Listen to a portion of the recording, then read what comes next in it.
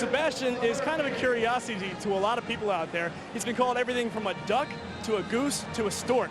Well, he's none of the above. Isaiah Thomas is back in coaching, and he's right here in South Florida, right here outside of Kyle Field, where Aggie fans are preparing for a big game while most Houston residents are just trying to put their lives back together.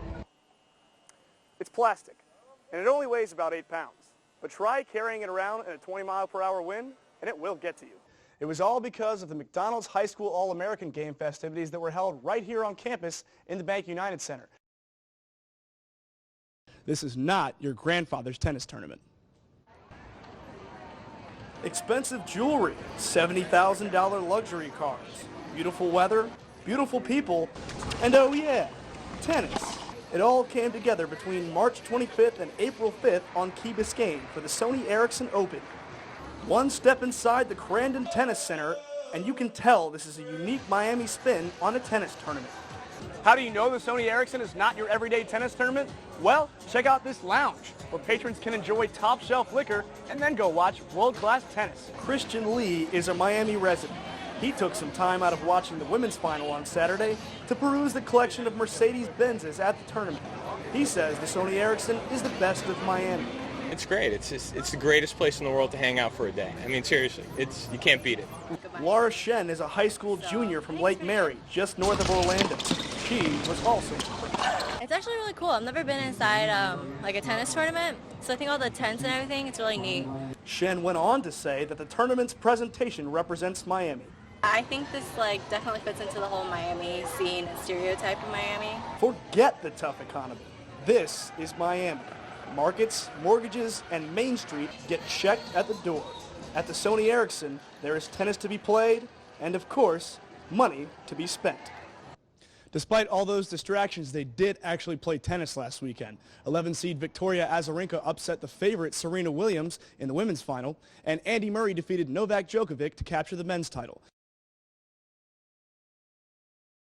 Thanks, Bria. I have a lot. In fact, the ACC tournament started today in Atlanta, and the Miami Hurricanes took center stage immediately.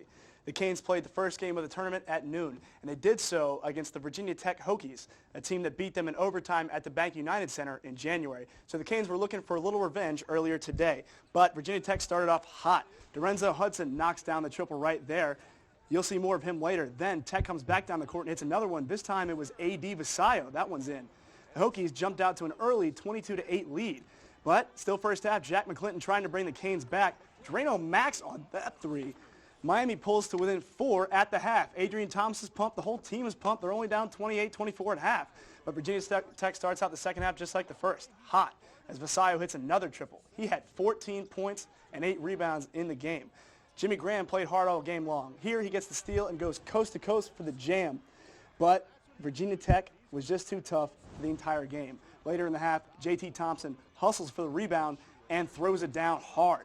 Then Vasallo, dribbling at the top of the key and looking for his man Thompson down low again. He finds him for another rim-rocking jam. Finally, a play that tells the whole story of the day. Vasallo finally misses a three, but Hudson is there for the rebound in the middle of 4 Hurricanes, and he gets the putback. The Hokies just wanted it more throughout the game, and Virginia Tech would in fact go on to win 65-47, an 18-point victory. Jack McClinton had just 9 points. No Hurricanes scored in double figures, and the Canes lay an egg big time in a game that they had to have. But it wasn't all bad news today for UM basketball. Jack McClinton was named to the All-ACC first team for the second year in a row. He was Miami's first ever All-ACC selection player last year. McClinton was able to do it again by exploding when it mattered. He scored 20 points in 15 of the team's 29 games, including 3 straight 30-point efforts against Wake Forest, Duke, and North Carolina. Some stiff competition. So Jack's on the team, but who's joining him? Well, if you take a look at this graphic, of course, Tyler Hansbrough made it. North Carolina center was last year's Player of the Year, and he continued his great play this season. His teammate and point guard Ty Lawson is on the list, and right down the road from them in Durham, Duke's Gerald Henderson was also a first-teamer. Florida State's Tony Douglas rounds out the All-ACC first team. Now to a court of a different kind. The women's tennis team was in action Wednesday against Florida State. The Noles beat the Hurricanes twice last season, but 2009 is a different year, and UM found a different outcome. The Canes swept the Noles 7-0 on Wednesday behind the strong play of Michaela Kissel and Laura Valverde. Those two swept their doubles match 8-0. The team is now 3-1 in the ACC, 13-1 overall, and ranked 6th in the nation. Plus, it's always good to beat Florida State. After some exciting regional action, the World Baseball Classic is coming to Miami from March 14th through the 18th. The International Baseball Tournament will feature 4 teams playing a total of 6 games in 5 days. Puerto Rico and Venezuela will be there, as well as the United States. The other team that was expected to show up in Miami was the Dominican Republic, but Los Dominicanos were defeated by the Dutch in an 11-inning thriller on Tuesday. So it's the Curacao Kids that will join the other 3 teams in Miami, not the big league bust of the Dominican. The first pitch at Dolphin Stadium will be Saturday at 1 p.m. And this week's silly sports story comes to us from the NFL offseason, where a snub has caused problems for the Cleveland Browns.